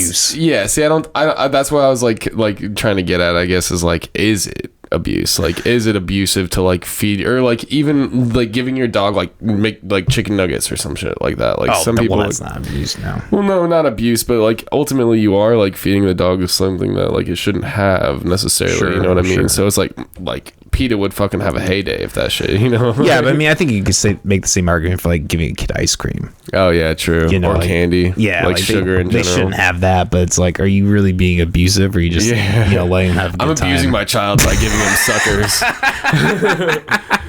Dude, if that's did you just abuse your child with Skittles? Don't want to know that story. Yeah, the child abused the Skittles. God. Yeah, I fed my child Skittles and had them taken away by DHS. It's like the child called it type of shit with Skittles. Oh my god, that'd be awful. You're actually like a super caring parent and just give your kid candy like once, and they're like, no. Fucking SWAT team comes in, breaks in through the windows. Like, you just give your kids. That's some like 1984 shit right there. Like, yeah. It's fucking weird. Well, it's kind of weird. Like, we're kind of getting into a day and age almost where like it almost feels like kids have more rights than parents. Right. Yeah. Like Gen Zers, man. Yeah, they have the power of the internet, man. Dude, I'm scared to see what's after the internet. You know what I mean? Like, what's next? Well, it's interesting. Back a long time ago, we had Seth Leopold. You might know him. Yeah, Happy Snag. Of course, yeah. Yeah, fuck yeah. Yeah, I've worked with Seth on a bunch of videos. Fuck yeah. I'm actually editing a video for him right now, and I'm really sorry, Seth. I've been fucking so busy with everything, but it's an hour-long edit that I'm doing for one of his mixes. I'm like 45 minutes into this bitch. It's taken months for me to fucking get there, but I'm gonna get there. I promise you, Seth. I promise you. That's awesome. But he was talking about how like he believes that we're gonna go through the phase of the internet, and then the next generation is just gonna reject it entirely. Like, oh, I could see that. Yeah. And it makes sense because like our generation kind of rejected cable and television. The previous generation, they were into rock while their parents were like, rock's the devil's music, It always happens. That is kind of crazy to think about. So it's almost kind of like a silver lining in a way, Well, do you think though, because I like right now anyways, I feel like a lot of the older generation is rejecting the internet, like where they like don't agree to have social media or don't agree to have like Facebook or something like that. Because like my parents, my dad works at Facebook and doesn't have Facebook. Damn. Well, that's interesting. Well, he actually had to make a Facebook account for it. Yeah. I've tried to look him up. I can't find them either. He's good at hiding his shit somehow. He's in the, My parents are the same way. They don't have. I think my dad, in case, like has it for work. Yeah. But like that's it. Yeah. My mom has an Instagram, and I'm not gonna give that shit out. But link in the description. No, go arrest Jaydn's mom. Please do not. That poor woman. Who is this McAllister Hours? Why am I getting so much feedback on this shit? No, but no, my mom has an Instagram, but she's like very protective about, like, she uses like a different name, really? so she Wow. so she goes under like a a pseudonym basically for her profile, and like that's literally her only social media profile is Instagram, which is owned by Facebook. And then my dad works at Facebook, so it's like a weird little triangle we got going on here. But and I'm on social media more than I even like to fucking admit, but yeah. Well, we have to be though as creatives, you know, like it's kind of forced. And then like, because before I ever started Guerilla Graphics, like I deleted my Facebook, like deleted a bunch of stuff, like never used it, was like, I don't like this is like taking too much of my time. And then you get into the creative industry and it's like, okay, if you want to remain relevant or get clients or do whatever, like you literally have to. Like now 90% of my clientele comes through Facebook. Damn. Yeah. Well, I wouldn't say 90%, but a shitload of it. Like majority of it definitely comes through social media. Yeah. I remember I was in this, you know, because I was in, well, still am, got community college, and I had this like bullshit English class. I was like with children essentially. Like the first day I was like, God, this is an awful idea. Why the fuck did I do this? So like the whole class I'm like arguing with children essentially. And because it was like, it was weird. It was like a composition class. Yeah. But his whole thing was like, yeah, well, we're in person. So it's like you're here in person, so we gotta do like discussions and stuff. And it's actually bullshit. The last day, this motherfucker was too lazy to write a test, so he had us do he just had us take our papers and like have discussions on our papers, and he ended up extending class like an hour because he was like, "Fuck." Just because he could. I'm like, oh my god, like if this was not the last English class I'm ever taking in my life, I would. I like my English teacher in college too was like very much the same. We it was a composition class, I think, or something like that, and last English credit I had to take, so I'm like, oh fuck, this is gonna be easy, like this is the only thing I need to do. I'm done with all my general credits or whatever.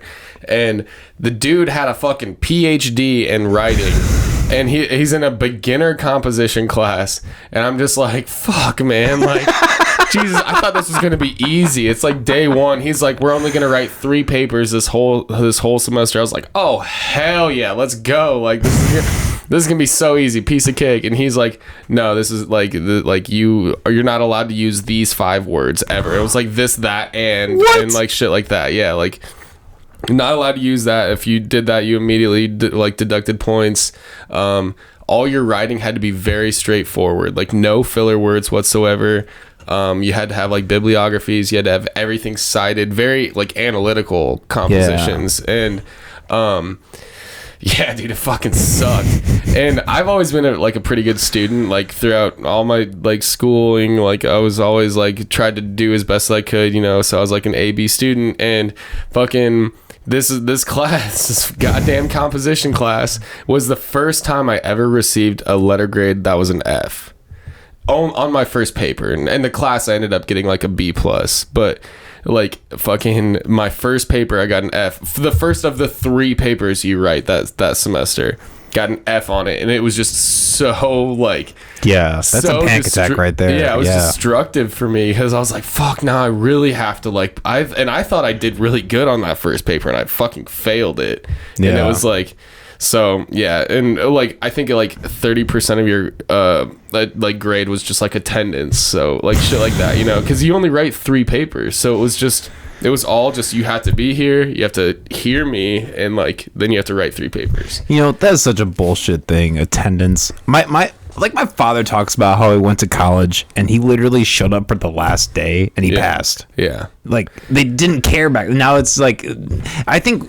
and this is maybe me getting into it, but like, you know, I think that honestly the value of education is so low that like they have to do that to make up for it. Yeah, I agree. Yeah.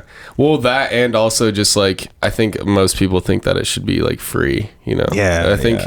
I think everybody should. I personally believe that everybody should have an equal right to learn anything that they want, and I think that's why, especially why like YouTube has become so powerful, like how-to videos and tutorials and stuff like that, and the master classes, and you can pay, you know, $150 and receive a master class from fucking Gordon Ramsay on how to not fucking fry shrimp wrong or something, you know, like, you know what I mean? Like, that's more powerful. I know plenty of people that are, you know, like they're starting businesses and they're doing literally everything just off of YouTube, like learning how to do shit from that. And I think that's how it should be, you know, like, I think we should be able to have a free education and be able to learn. I think, I don't know.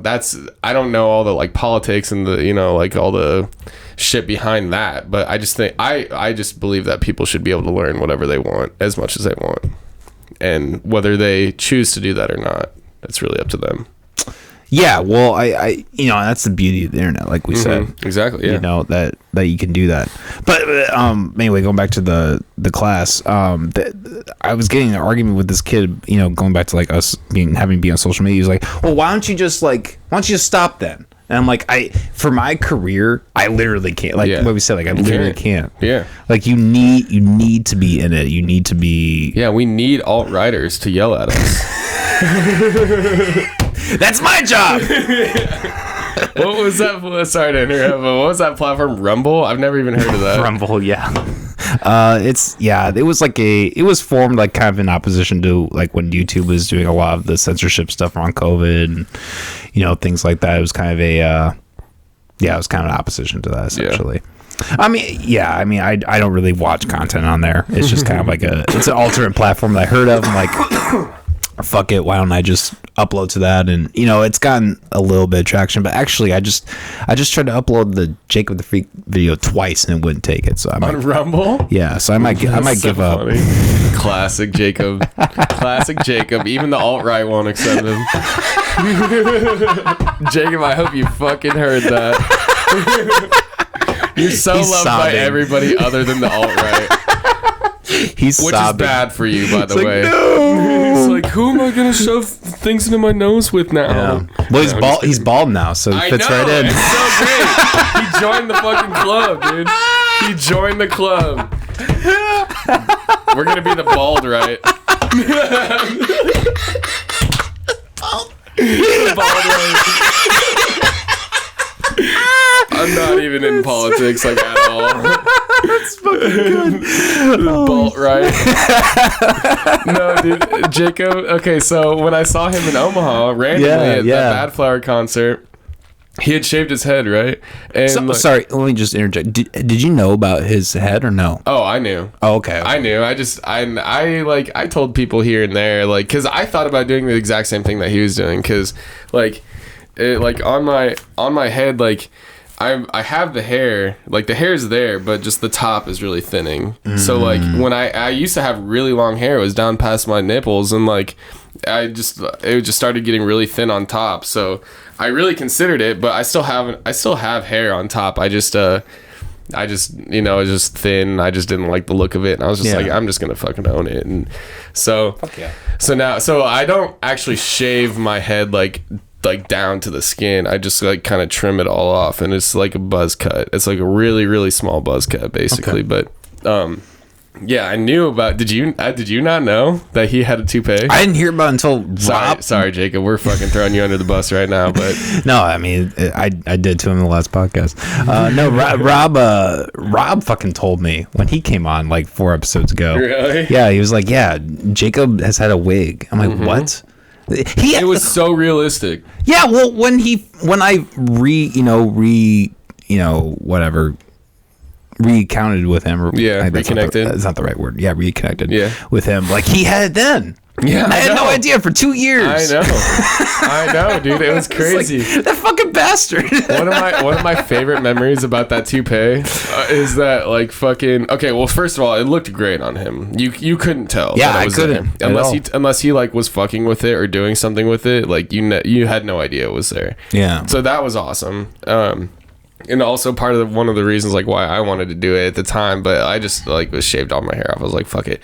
But we were at this Samantha Fish concert at Woolies, and she's like this blues guitarist, like super amazing musician, and we were there, and I think he ended up being I was the DD that night, because I was supposed to do photos, but they never approved me I never got approved for my media pass, so we just ended up going. And fucking Jacob starts getting a little drunk, and he's literally like sitting there just like dancing like this, and then he like turns around at me, and his fucking toupee is like up like this, and he had done it on purpose. Like he was doing, like he would just do that on purpose, like just to freak people out, and people people, I shit you not, people walked up to him and they're like, I love your confidence. And it's like, I'm just like, fuck, man, I'm bald over here, like, trying to just get by day. And he's just like flipping up his toupee that you can see it. And people are just like giving him praise for that. And I'm like, more power to him. That's awesome. But I was just like, fuck, he's the only person in the world that could do that and not be ashamed, you know, like he would tell people too that it was fake, you know, and whatever. But God, dude, I love that man. He's a great guy. Fuck yeah. And you know, I always talk about this with him. It's crazy how like I knew him. So we talk about he was living a second life without hair. Well, no, like so I worked with him when he first started first started Cinemark. Yep. Yeah. Like when we were both 18. And in between the time that I knew him then and knew him later, I was married and divorced. Right? He's like one of the few people who like knew me like for that long of a span and did not know my ex-wife. I do always forget that you guys have known each other for a long time. I knew you guys worked at the movie theater, but yeah. Well, I mean, we didn't talk for like fucking 3 years or whatever, and then I don't even know. I think I randomly came across him on Instagram. I'm like, oh shit, Jacob does this. Shit, fuck, I have him on the podcast. Reconnect, you know. Well, so I went to high school with him, and yeah, he kind of like fell off the face of the map. Like I didn't hear from him for a long time, and we knew of each other in high school, and like we had kind of hung out a couple of times. But he was in like an not opposing band, but like a different band that I was in high school, and I remember there being like some slight animosity because our band was like a little bit like more popular, I guess. But we were always good friends, and we were always at least civil with each other at that time. But I remember there was definitely some animosity I mean, we were fucking 16, you know, so it's whatever. But now I fucking talk to him all the time. And okay, so wait, back to the whole balding thing. Yeah. So I show up in Omaha, and like on the ride there, because I had like posted it on my Snapchat or whatever, and was like Omaha, like let's go or whatever. And I get a Snapchat from Izzy, his girlfriend, Jacob, and Robert, and they're all sitting in the back seat of the car, and they all sent me this Snapchat at the same time, like, hey, are you going to Bad Flower in Omaha? Hey, are you going to Bad Flower in Omaha? Hey, are you going to Bad Flower in Omaha? I was like, oh my God, I'm going to Bad Flower in Omaha. Like, did you know? Like, no. And so we just all ended up meeting in Omaha, like randomly, totally random. And I remember he took off his hat and he was just like, I'm bald now. I was like, oh God, I love you. Like, welcome to the club. He was like, I'm really like trying to get used to it. Like, do I have to like nod at bald people now? Like when I walk past them on the sidewalk and shit. And I was like, well, I mean, you just kind of like nod to them like you would anybody else. Like, it's not like... It's like the white version of being black, right? Yo, baldy. But dude, that's I don't care. Like people can make fun of my baldness or whatever, but it's just me, you know. Like you gotta own that shit at some point, you know. Like you have a great set of hair follicles on your on your head. Well, it's weird because my grandpa actually was bald at 18. Really? Mm-hmm. See, my grandpa was bald on top, like he had the horseshoe. Well, still does, and it's so I just got his genes for sure for that, and I knew it was happening. Like I knew it was gonna come. Like even when I had long hair, and so I think that's why I had long hair for so long, because I've only been bald been shaving my head for the last like probably like 2 years now, like 2.5 years. I think this year will be the third year that I've done it, because I started shaving it during COVID, because I couldn't get haircuts and I was already thinning on top, so I was just like, might as well. I have like shaved my head because I like to change it up, you know. Like I don't like to pay for that many haircuts in a year. Me neither. I think it's stupid. Like going to the haircut place every month, I just think it's so dumb. That's also like part of the reason why I grew my hair out in the first place. I grew mine for 1.5 years at one point. It was down to here. But yeah, like I you know, hearing like you and people like Jacob like talk about balding kind of makes me like, well, like should I really like should I just keep it? Nah, dude, keep that shit, bro. I have it, you know. Keep I don't risk it. And see, the thing is it's changed for me now. Like at first, it was like, okay, I notice people that are bald now too. Like, and like you always do, but like you don't think about it like in the way like I'm also bald. Yeah. But when but now it's like I look at people's head of hair and I'm like, fuck, man, that looks good. Like, I just fucking wish I had some fucking more hair on my head, you know, like whatever. And but then the beauty of it is that I can wear any wig that I want at any time, you know. So like that's just one way to look at it. And like I don't, but I could, you know. What was the term Jacob used on the last podcast? Because like apparently in the male bald community, they are rejecting the term wig. It's called like I think it's hair care or something like that, or hairstyle. It's some fucking stupid ass shit. That's some like bald conspiracy bullshit. Like we don't identify as bald anymore. We identify as hairless. You called me bald? How dare you? Did you just misnomer my fucking identity? I don't need no comb. I don't need no comb. Yeah, that's the other beauty of it. Is like I get in the shower, dude. I save so much on fucking shampoo, dude. So much. I use like that much, and that's all I need. I still shampoo. I'm a conditioner guy. I don't know. See, I used to be. I used to shampoo and condition. I used to try to do everything I could to fucking keep all my hair like looking good. And I had some really fucking nice hair, actually. And it's funny because so when I was 18, I got an OWI, and in my mugshot, which is like one of the last pictures that I have of me with like really nice hair, is my fucking mugshot. It's so depressing, but at the same time, like.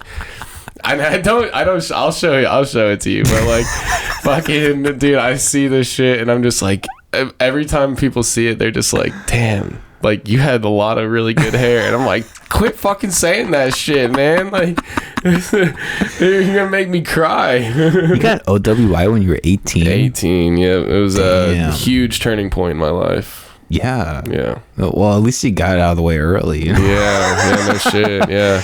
Was it lesser you being under 21? No, it was probably more, if anything. Oh, really? Yeah, and I blew pretty high too. It was shit. Like I said, it was a huge turning point in my life. At the time, I was like, I had a lot of really destructive behavior and was just really, not happy and was just going through a lot of personal shit and like my parents had like basically kicked me out of the house and like, I was living on my own at 18 with 3 other dudes. And so like all we did was like just, drink and sure. Yeah. Right. Fresh out of high school. Like we didn't really like think that there were any consequences, and I literally was living on my own for a month and then got a DUI and, I had to spend, that night in jail and I ended up going back to jail for, that same thing. Like I literally, like after I got arrested and you have like your internal hearing or whatever, not the internal, I don't know what the first hearing, initial hearing or whatever.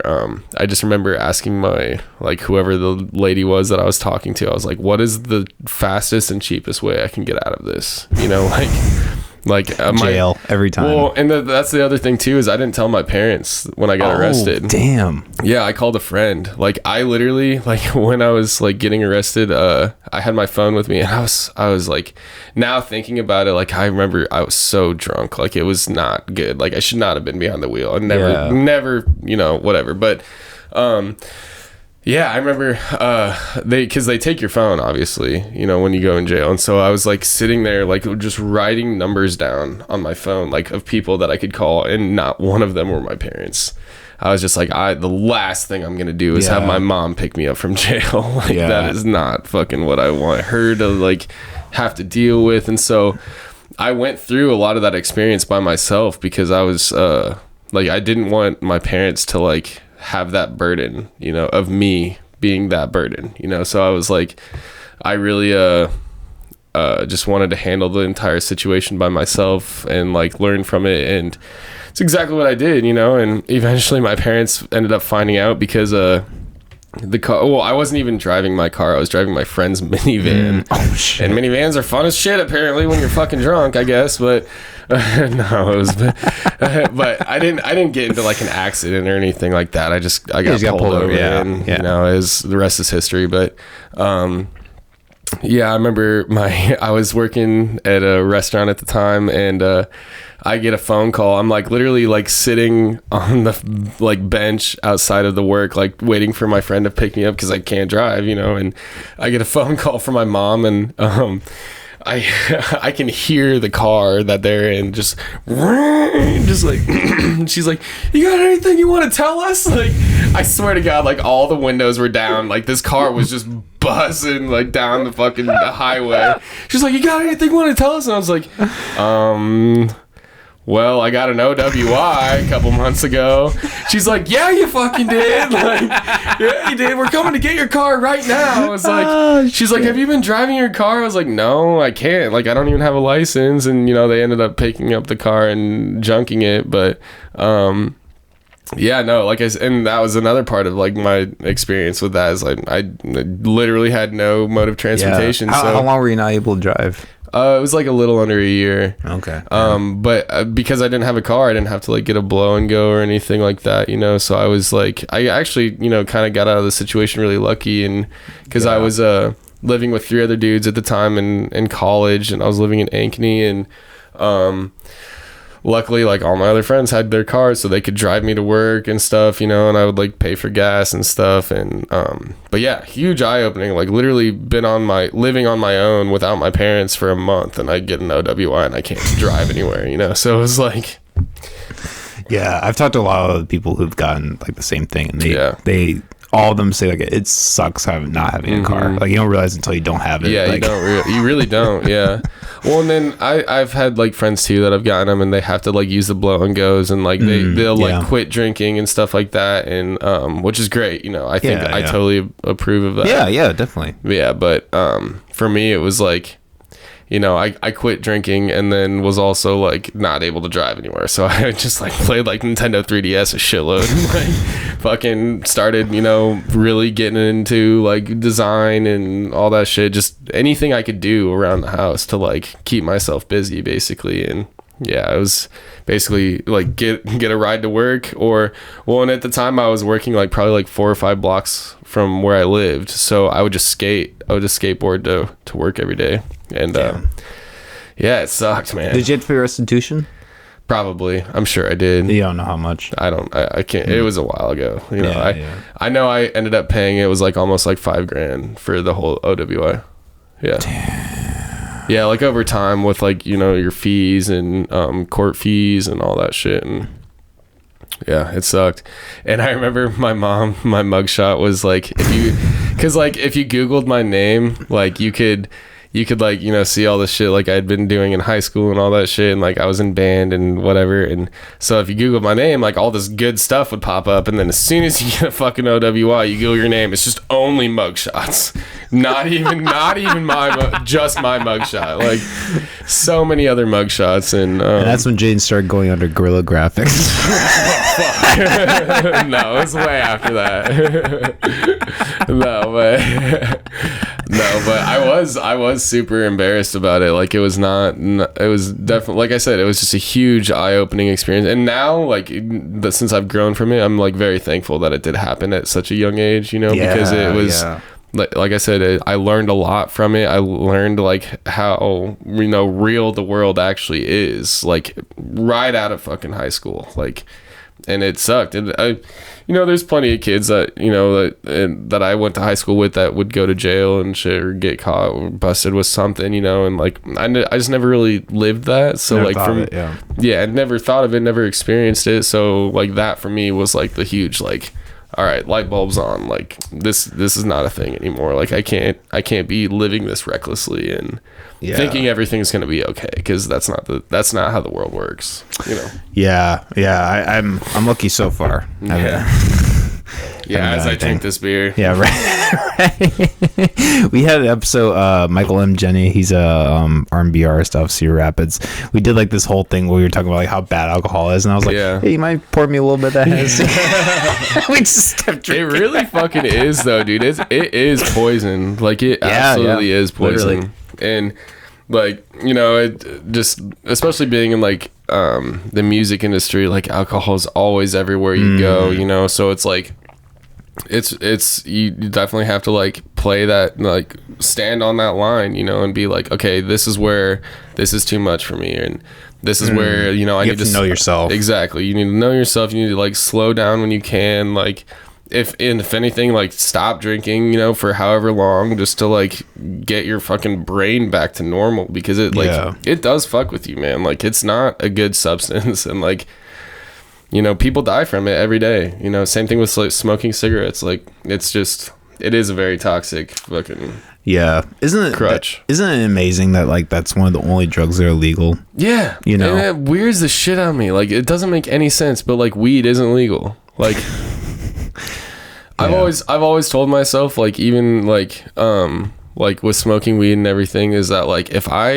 it was legal in Iowa and I could just like have edibles, I would just eat an edible in the morning and I would literally be fine. Like I wouldn't need to smoke anymore. I wouldn't need to drink anymore. I wouldn't need to do any of that. Like you just have your like, I mean, I have anxiety, you know, I have, you know, nerves, and I get, you know, just anxious around like certain situations and stuff like that. And alcohol has definitely been one of those things where it's like it loosens you up, but then like afterwards you like it's almost worse. It's almost worse. It really is. It's like you were like kind of okay here, and then you have like a night of drinking or something, and then the next morning you're like, fuck man, like now I'm really sad, you know, like shit like that. And I've never had that experience with like marijuana or anything like that. Not at all. Although marijuana is considered a depressive as well, but I think it's definitely a lot like safer and healthier. Oh yeah, it's way safer. Yeah. I mean, and like, you know, Molly agrees with me on this. Like I would much rather have my kid chiefing a blunt in my basement at 16 than like going out and drinking. Right. 110%. Not even a question.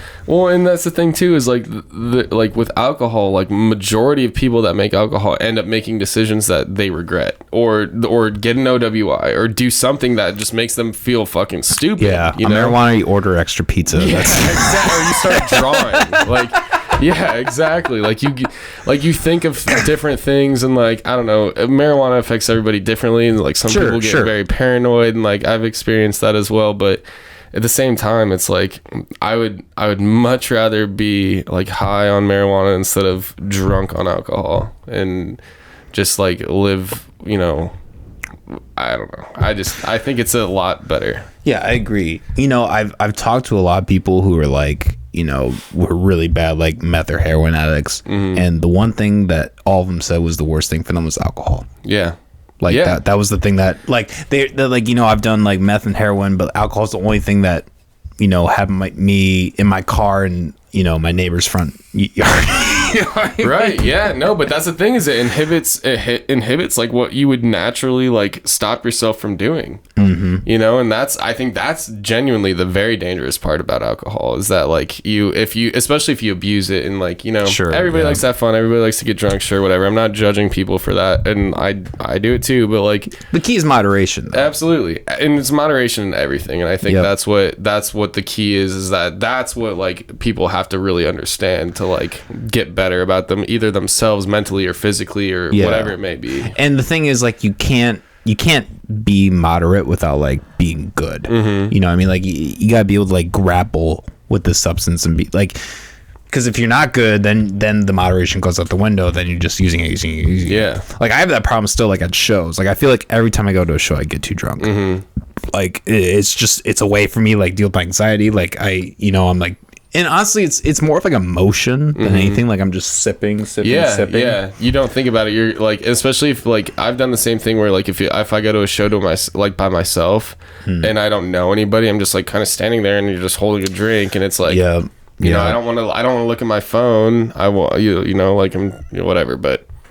It's definitely an easy thing. Yeah. And I definitely experienced that same thing too when I first started like really shooting for shows. Is I would like I'd go there, I'd drink like 3 beers, you know, like and then go out afterwards or something like that. And I think it's definitely like once I realized that was happening, and I was like waking up like, you know, hungover from a show that I had like done video or photos for or something, you know, I was like, all right, this needs to stop. Like this is not good. Like I obviously got the job done, you know, I did my thing, but like it's not healthy, you know. Yeah, and Yeah, and that kind of thing doesn't really happen with marijuana. No, like you can, yeah, I totally agree. You can like chill and like be okay, and you might get a little paranoid or something, or it might affect you differently, but either way, like you're still like there. You're still like conscious of what's going on around you. You're not just like, you know, like fuck it, dude, let's go. Like, you know, like it's not like that. You're just like, oh man, this is really chill. I'm having a good time. Like you realize things differently, I guess. Yeah. Well, and like, you know, like for me personally, it's almost like kind of not, I mean, it's not the main reason, but like part of the reason why I'm like kind of stepped away from like rapping and like doing more podcast stuff is like I feel like every time I went on stage I had to have a drink in me. Right. Yeah. Like that was the only way I could do it. Like yeah. there's, and like, you know, the thing with alcohol is like you know, unlike marijuana, which is a pretty instant, you know, effect, like alcohol is like hours. Yeah. You know, so yeah, you can it takes drink forever. Yeah. Yeah. So you can get just, it'd be 2 hours later and like, oh my God, I drank way too much, but there's literally nothing I could do. I mean, you could do like the purge, which I've done plenty. Like But, drink water and well, or like just force myself to throw up. Oh yeah. Yeah, That's the purge. I thought you were just like going out and wrecking people. Yeah, you can just like have like 3 or 4 beers and then just like go out and start fucking shit up on the street. No, I'm just kidding. Just purge, bro. You ever seen that movie? It's sick. Dude, okay, I don't mean to like pause it, but I really do have to take a pee right now. Okay, yeah. Okay. We'll pause it really quick. Okay. All right. Shouldn't have got a cat. Yeah. I got him the day my divorce went through. Oh damn. Yeah. That's like a sad cat memory. No, it was a good thing. No, I mean I filed for divorce. So. Oh, okay. Yeah. Okay, well then good. Yeah, I got the fuck up. All right, we're back. Jaydn Swailes, Guerilla Graphics. What's up? Back again. Fuck, man. What have you been working on? Like, do you have anything in the works? Yeah, like music video wise or anything like that. Yeah. So I mentioned earlier that Mint music video. The band Mint is the band, and that's gonna be a really, really sick music video. Probably one of the biggest production videos that I've been a part of. So I'm really excited for that. Gonna be doing media with Maybe Someday Productions. Shout out Maybe Someday. At Field Trip. We're gonna be doing all the media for Field Trip. Austin Blythe, Stutterbox. I'm gonna be Field Trip myself. Yes, sir. Oh, we got the hello. Cat. We got the cat in here. We got the cat. I left him in here. My bad. Lucifer, come on. Come on, buddy. Lucifer. Yeah, that's his name. Not today, Satan. Yeah, he lives up to it. We had a fucking so we have a cooler that we sometimes use for beer, and it was like full of melted ice, and the motherfucker knocked the whole thing over. Like he loves to knock cups Classic over cat. and all that shit. Yeah, fucking cats, man. But yeah, no, I've been doing a lot of recap videos for shows. Currently finishing up a Uzi video. Uzi, he's a DJ.